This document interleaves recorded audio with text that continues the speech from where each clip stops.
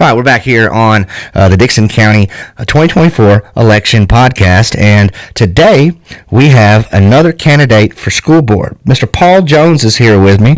Paul, how are you doing today? I'm very well. Thank you for having me on. Hey, man, thank you so much for doing this. I appreciate it. The whole idea of this show is really just to give the candidates a forum, a place where they can just kind of talk to the people. And I'm going to ask you some basic questions today, and then maybe at the end, if you don't mind, we can leave some contact information. And then if anybody wants to ask you some specific questions, they can. But the election is just right around the corner. Just a few days away. I think it's Tuesday. Is that right? Yeah, Tuesday. And you're running for the school board, which is a very important position here in Dickson County. As a teacher, I appreciate you, putting yourself out there and being willing to do this, because as I talk to other school board candidates, I always mention how much of a selfless job it is. People don't realize, it's not a full-time job. It's not like being the police chief or something like that, like being the sheriff. I mean, it's a part-time gig that you do in addition to your normal job. And so, it takes a lot of time away from your family and other things. So I want to first off say I just appreciate you putting yourself out there and running and doing that. First off, if you don't mind, maybe we could talk just a little bit about you so that people could maybe get to know you just a little bit better. Where'd you grow up? Maybe take me back to your early days. We'll kind of move up from there. We'll start from the beginning then, I guess. So again, my name is Paul Jones. We moved to Dickson in 1985 when I was 15. Up until that point, we'd been living in a place called Williamsburg, Iowa, where my father had started out as an Army chaplain and then as a Methodist, and then became a Methodist minister, then became a certified financial planner, and some of his friends moved down here. And so we came down to visit one year, and very quickly thereafter decided that we wanted to move to Dickson. So again, we got here in 1985. When my father and I came down here the first time and enrolled me at Dickson High, I was very impressed because the population of Dickson High at the time was 1,500. That was more people than were in the entirety of Williamsburg, Iowa. So this seemed like a very, very big place to me. Wow. Graduated in 88, very shortly thereafter enlisted in the U.S. Air Force as what they call an operations intelligence specialist, which sounds a lot cooler than it actually is, but I get to tell people that I was a spy for a while. Active duty from 90 to 96. Desert Shield, Desert Storm, so Gulf War veteran, deployed twice to Saudi Arabia. Then went to Scott Air Force Base in Illinois for a few years. While I was there, deployed to Egypt, Somalia, a couple of other unhappy places. Got out and went to the University of Memphis in 96. Yeah, that's right. And graduated from the University of Memphis with a business degree in management information systems. In 2001, and then stayed in Memphis for a good long time, probably longer than I ought to admit. Moved to Nashville in 2011, met the woman who would become my wife, Anna Carr. She's the younger daughter of Jeff and Anna Carr, neither of whom is with us anymore, I'm afraid. Jeff he retired as vice chancellor at Vanderbilt, general counsel, if I recall correctly. We are married. We have, 12 chickens, 6 cats, 2 kids, and a dog. The dog's name is Bob Barker. I love that. Yeah, well, we got that dog under. So I didn't actually want the dog. And I said, but if we get one, I get to name him. And so that's how it worked out. We got married in that house, actually. We live in her childhood home now. Wow. And baptized the kids in the creek behind the house. Let's see, what's next? So we're married there. So we live there now. My kids go to Stuart Burns Elementary. My son is in 2nd grade. My daughter's in 1st. They like it very much there. I am employed as a computer programmer. I've been able to do that from home in some capacity or another since roughly 2004. And I'm still able to do it now. It's good work when you can find it. I think that brings us up to date at this point. Okay, so here would be my next question. Okay. Now that we know a little bit about you, talk to me a little bit about school for you. So you graduated from Dickson County High School in the late 80s. You got 2 kids in school now. So that the previous candidate that I interviewed, I sort of asked a question kind of similar to this. But what was your experience like in school? And specifically here in Dickson County, since you're a graduate of our school system here, and then you've got 2 kids over at Burns, and I've got one over there. So just talk a little bit about your experience at Dickson County Schools specifically from the point of view of a student and a parent. Sure. So as a student, I was not a very good student. I did not, as my father would say, you're not doing the work, But I'm the one thing that really stands out for me from Dickson High was Richard Jones, my senior English teacher. Yes. And I finally in his class felt like I was getting what I needed, if that makes sense. The relation, the teacher-student relationship there was just phenomenal. I remember there was one incident that really stands out for me in that class where we're talking about mythology and other things, and he says we're talking about the story Beowulf, and he says there's actually a book written from the monster's point of view, and he looks right back at me. We've never spoken about this before. He looks straight back at me. He says, "Paul, do you know the name of that book?" And I said, "Yes, sir, that's Grendel by," and whoever the author was, I forget the author now. And he says, "I knew you would know." And then we went on to the rest of it, and I love that man for that reason. I mean, it was a great class.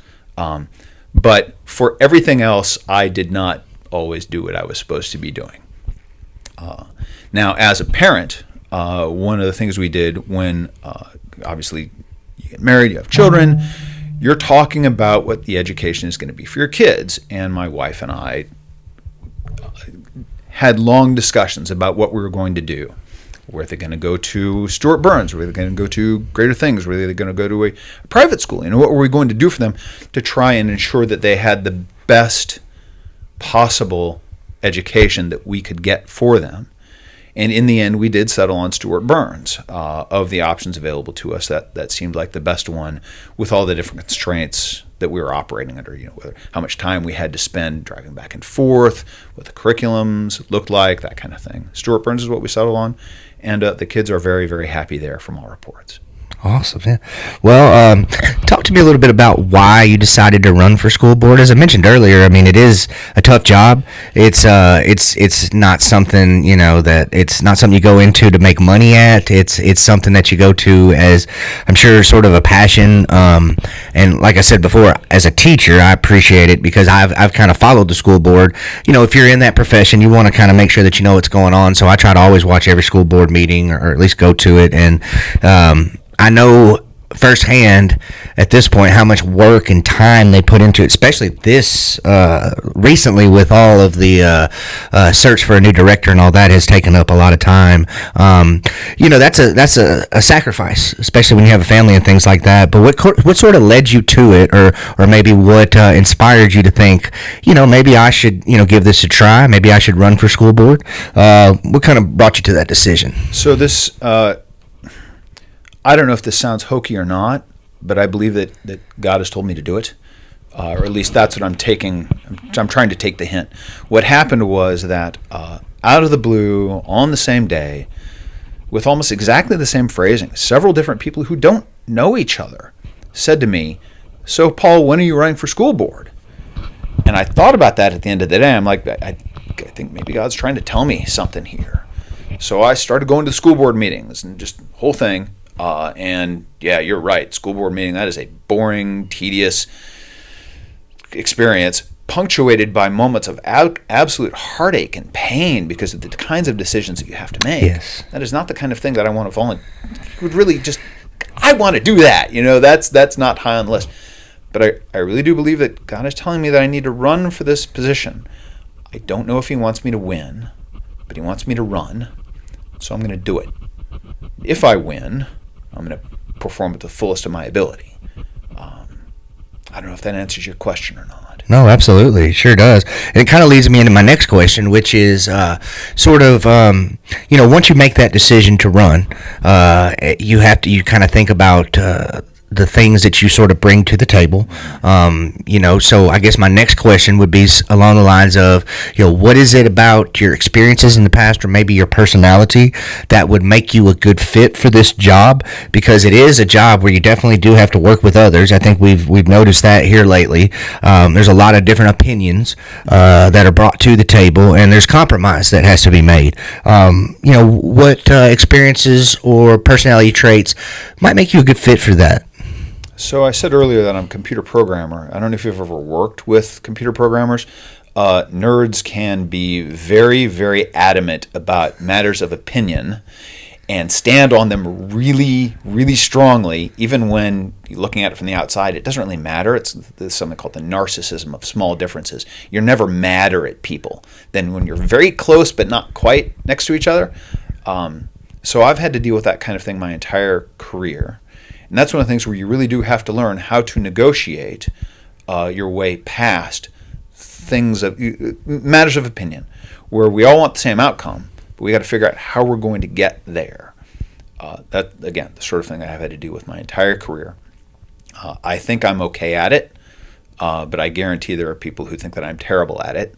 But there are other people who thought, it was a good working experience. I feel the same way about other people as well.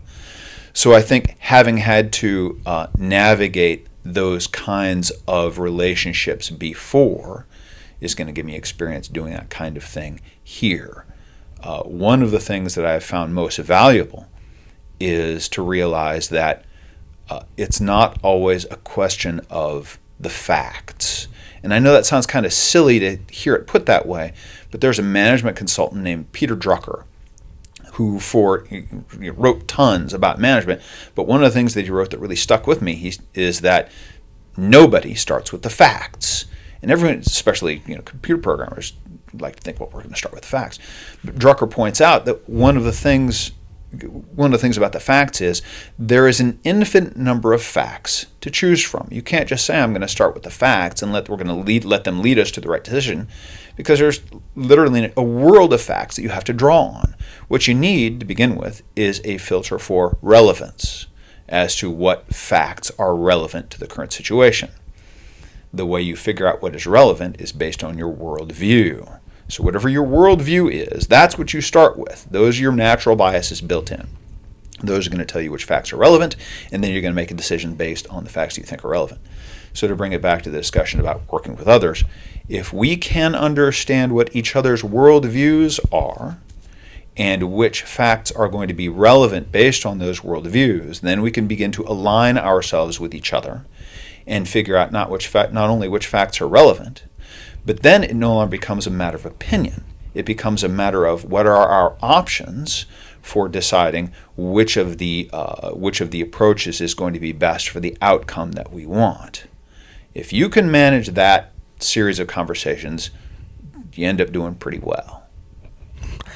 Interesting. My next question would be sort of looking at it from somebody who's been a student who's also had children that are in the system. You've been around long enough to have seen, a lot of the school system.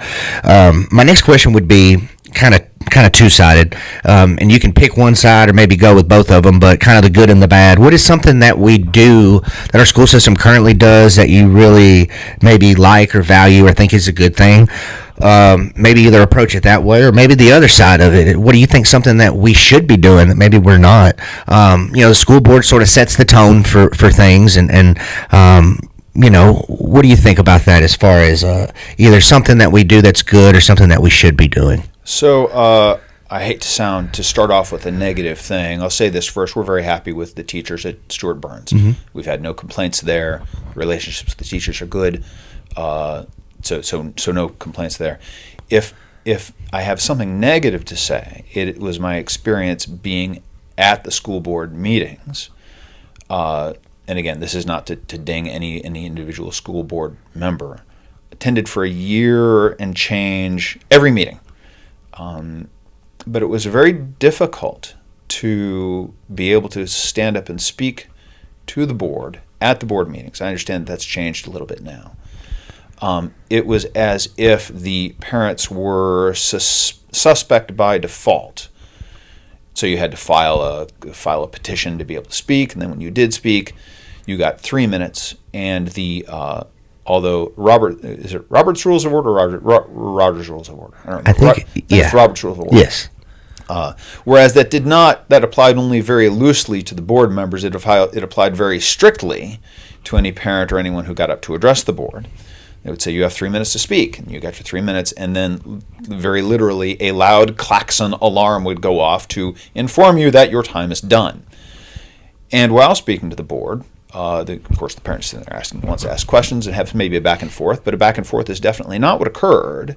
What occurred was speaking to a brick wall where all of the members appeared to me stony-faced and then simply would not respond to anything that had been brought up.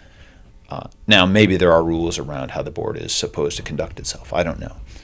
But as a parent, someone who is interested in getting the opinions of the board and trying to discern what their decision-making processes are outside of that 1.5 hours, 2 hours of meeting, that did not especially seem responsive or even friendly to me, as if the parents were something to be suffered rather than be accountable to.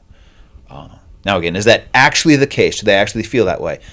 I don't know, but the presentation sure looks like that.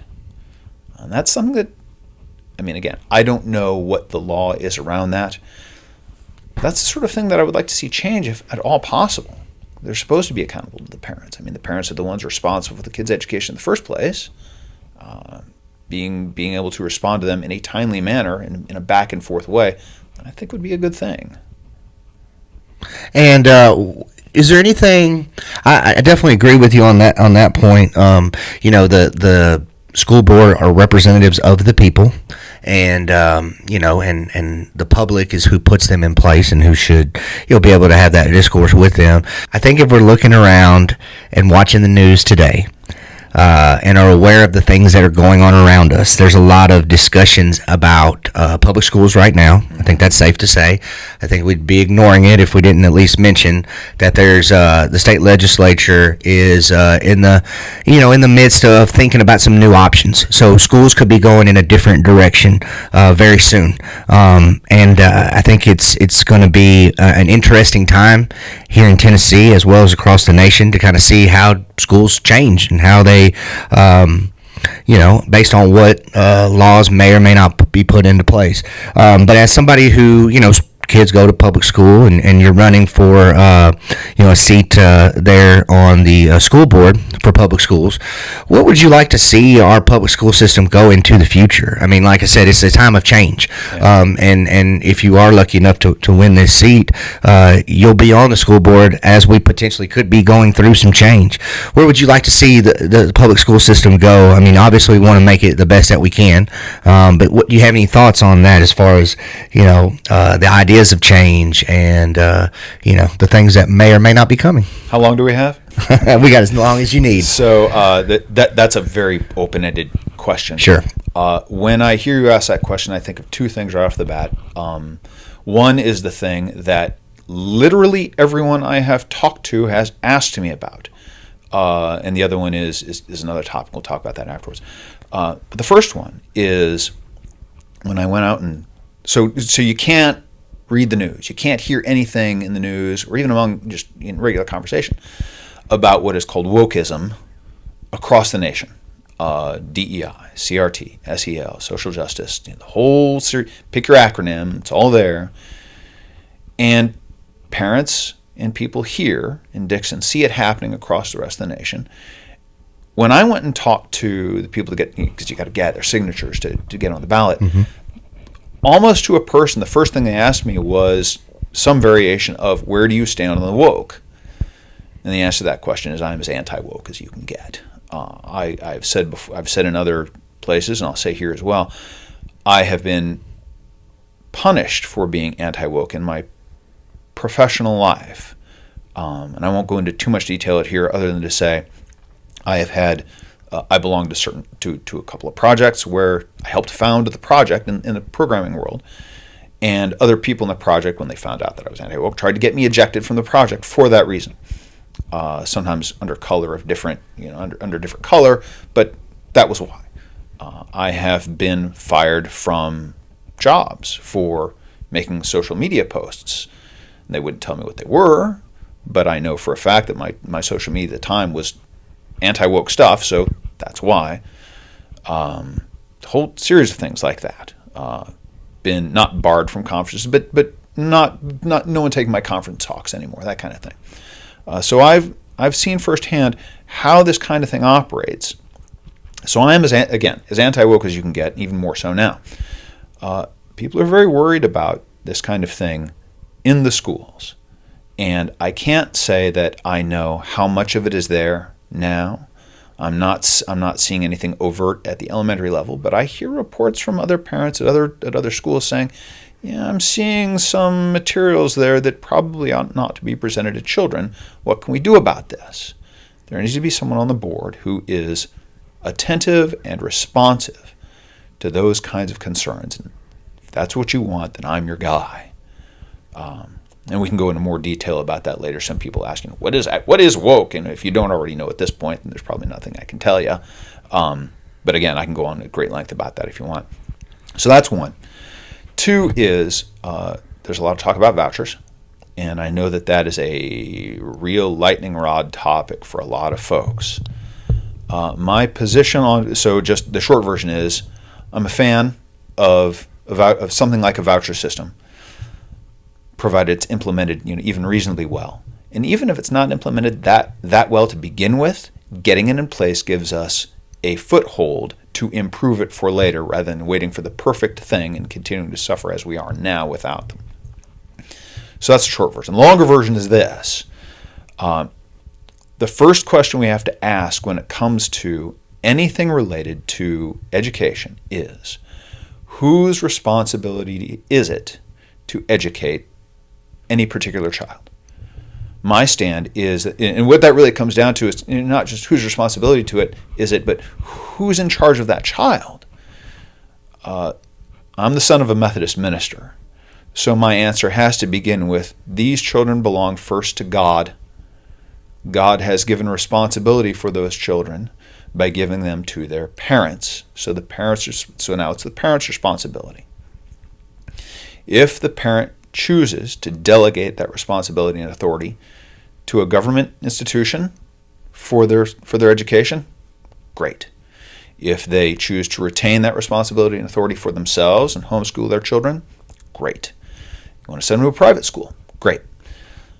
But we ought to be recognizing that as an institution, or as under the state regarding taxes, by saying, you know what, you're the one who's responsible for it.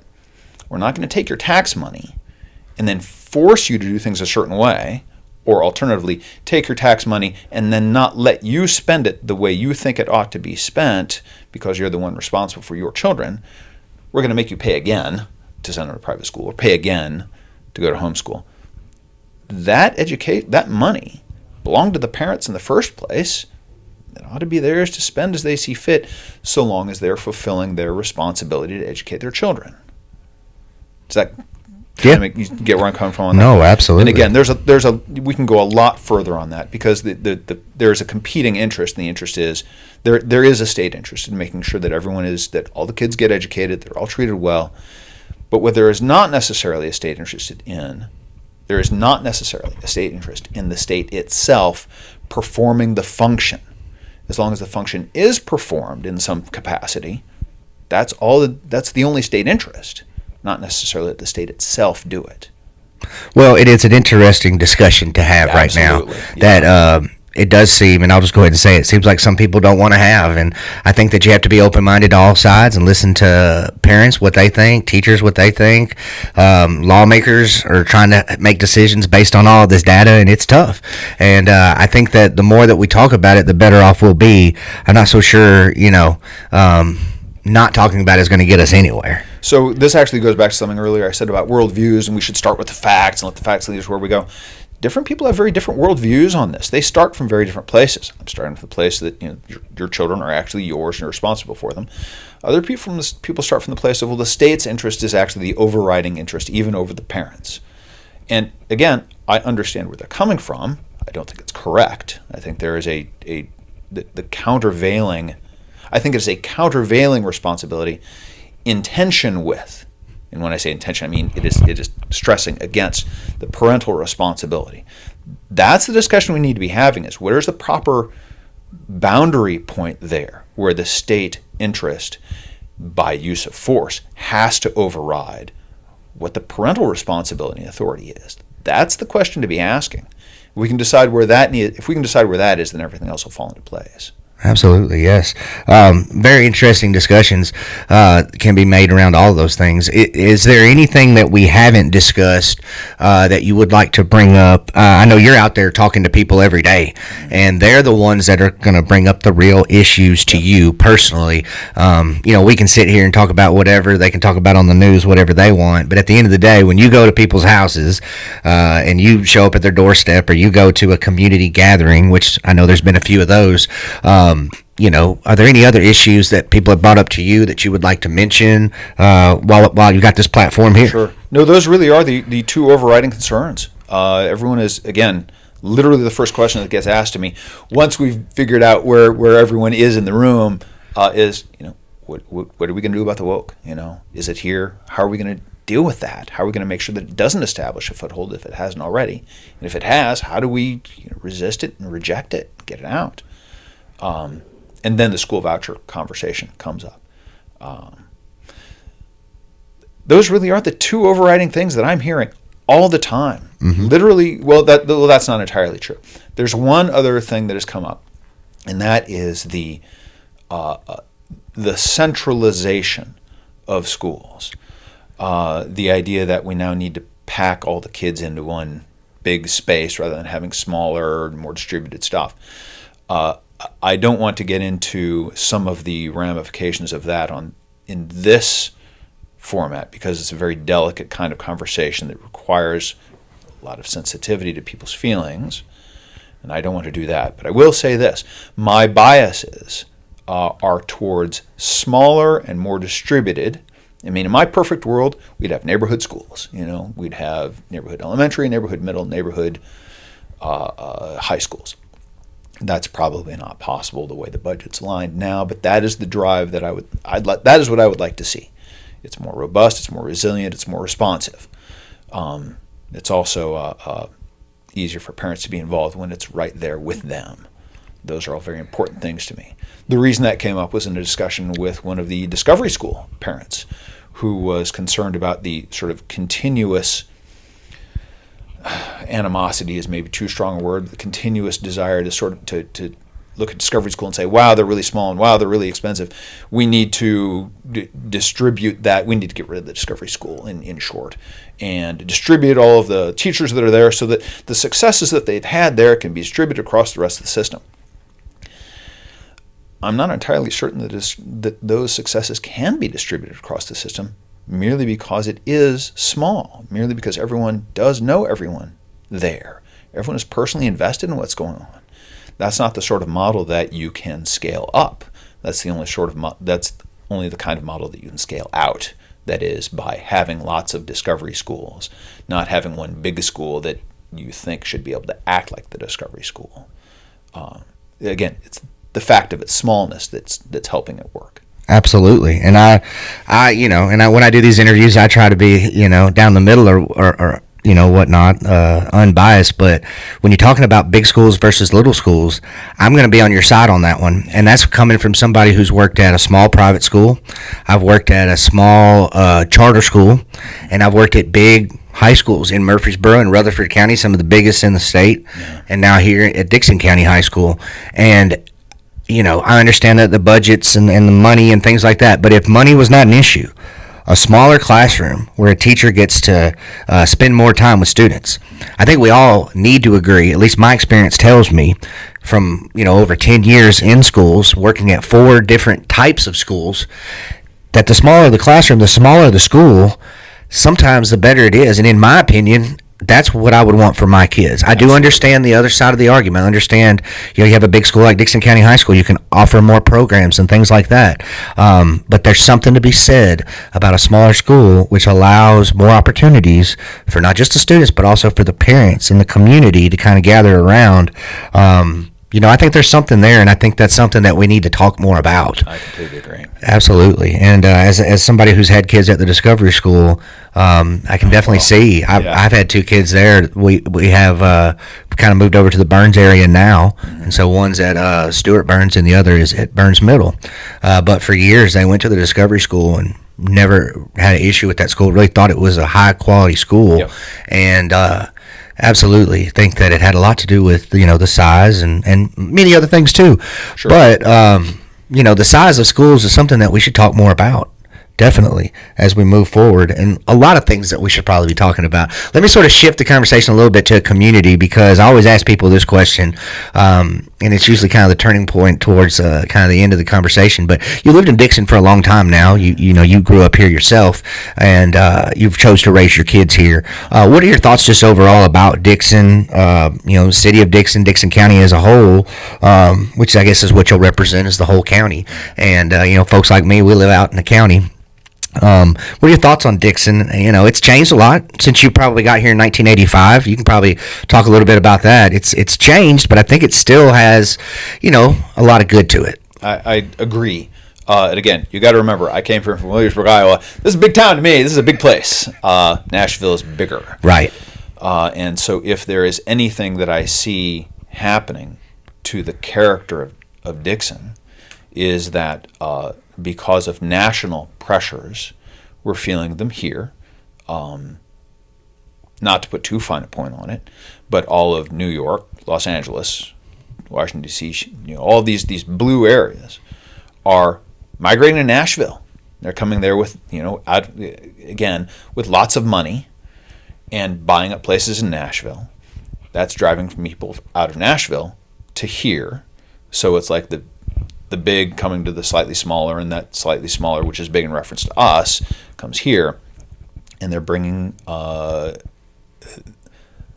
those ideas about how things should be to this smaller community, which doesn't necessarily agree with all of those things to begin with. So I see the character of Dickson changing as a result of that. Now, change is going to happen, whether you like it or not. The question is, how are we going to mitigate that and keep what I think of as the older character of Dickson alive in the face of that, even if maybe perhaps some good things are coming along? How do we integrate those good things and still retain that older character? I like that older character. But again, I'm a small town kind of guy. I lived in Nashville for a little while. I actually worked in New York for a while. I would travel there for a week at a time, that kind of thing. I like Dickson. I like Dickson being further out from Nashville and being able to go to Nashville when I want, but being able to come home and be in Dickson. Yeah. We're lucky to be able to do that too. Yeah. I love going to Nashville. I love going downtown and feeling like a tourist sometimes. But I know that I can be back at my house in Burns in 25 minutes, 30 minutes at the most.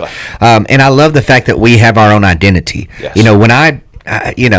When I go out and meet people that are not from around here, I usually don't say I'm from Nashville. I usually say I'm from Dickson or Dickson County, or I'll even sometimes say from Burns. I will say from Burns. Just to tell people, just to really tell them that I'm from a small town. Yeah.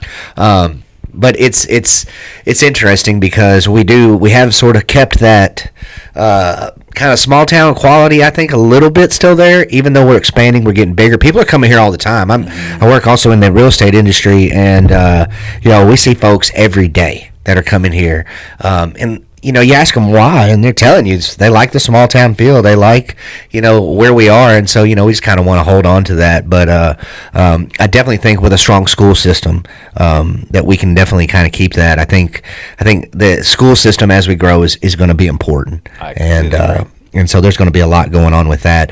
So as we've been going for a little over 30 minutes now, and we can keep going forever.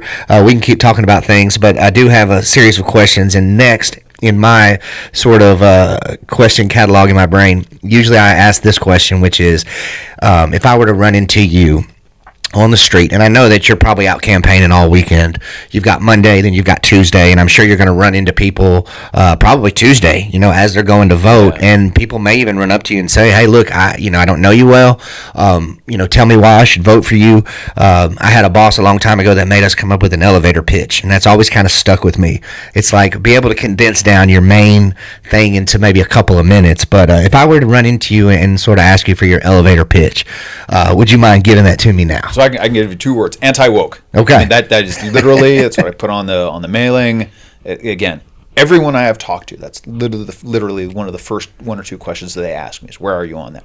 So yeah, if that's what you want, if you're worried about that kind of thing, I'm your guy.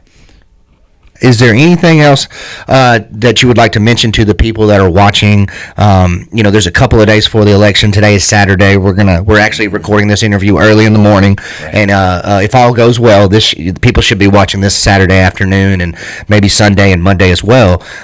Is there anything that you would like to mention to them, maybe that we haven't talked about as we come down to the last few days of the election? Sure.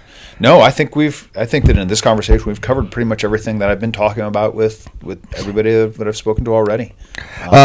So do you have any contact information? I always like to ask that before we get any further, because people are going to watch the interview, and I think they can get a pretty good idea of what you're about from the interview, but they may have a question that maybe I didn't ask, and they always get on to me. They're like, "Justin, you should have asked this," and I always tell them, I say, "Hey, look, my main goal is to give you a snapshot of them, ask them some basic questions, give them a chance to put their platform out there, and then if you want to, contact them, ask them some further questions, because, it is a tough decision on who you vote for, and so I want to make sure that everybody's got that information, but maybe a phone number, email, what would be the best way if somebody wanted to follow up with you, ask you some further questions, that they could do so? Sure. So I purposely avoid social media these days, but I do have a website specifically for this for this purpose, pmjones.us. That's P as in Papa, M as in Mike, JONES.us. And you can email me. There's an email link at the very bottom of it, but it is pmjones@pmjones.us. Email me, ask me questions, and if you want to talk further, I'll give my phone number over email, but I won't do it here. You might get some spammers if you do. Well, yeah. So, and I don't mind the spammers so much, but I don't need the phone. When you give out the phone number, it tends to blow up, and I'll look at it and I'll answer. But I might not have time right then. If we talk by email, then we can coordinate a time. I've had a lot of people do that already. They'll email me and say, I want to talk. In fact, I think that's how you and I got in contact. Yes, actually, yeah, absolutely. So pmjones@pmjones.us if you want to ask me anything. Ask me anything. Whether you like me, you don't like me. Great, we'll talk. Perfect.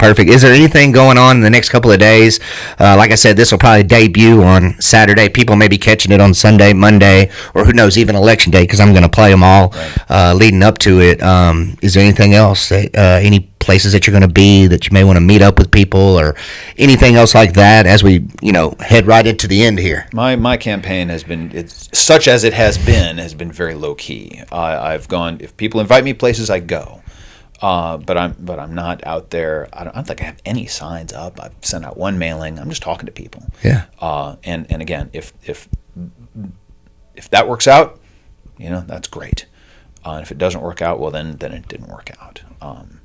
So yeah, no scheduled appearances, none of that. But again, you want to talk? You want me to come talk to your group? I will come and talk to your group for as long as you want me to. Absolutely. Well, I appreciate you doing this, man. I really do. Coming in here, talking to me, taking the time out of your morning to sit down and talk with me. I'm actually one of the, I don't know if I mentioned this to you, and I feel kind of guilty that I didn't, but I live in your district. So I'm voting on this one. And as I keep telling people, I'm undecided until the last day. I want to give each candidate a chance to come talk to me, talk to the people, and then I'll sit down, and do my due diligence and then make that decision. But I definitely appreciate you doing this. I appreciate you running for school board. This interview will be out on Facebook primarily, which is where we get the most views. We got a pretty good following on Facebook. We also put it out on YouTube, I think Twitter, pretty much anywhere we can find a slot to put it, we're going to put it out. So again, we appreciate you doing this.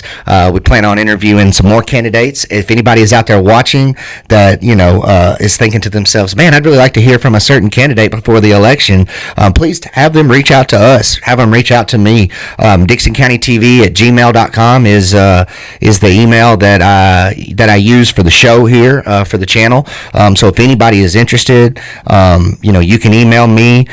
You can take my information. If you have my phone number or whatever, you can pass it out to others who might be interested in doing the show. We only got a few days, so I really want people, if they want to be on the show, to have the opportunity to do that. But I want to thank Mr. Paul Jones and also everybody else that's taking the time to do this. And I appreciate everybody that is watching. So we'll go ahead and close out today's episode. Hopefully we'll be back soon. But I want to give Mr. Paul Jones one more chance here to let people know about the election. I'm sure you know when the date is. You want to go ahead and give that out as we close out? If you're anti-woke, if you like school choice, if you believe that you're the person in charge of your children and not the state, then I want you to vote for Paul Jones, Tuesday, March 5.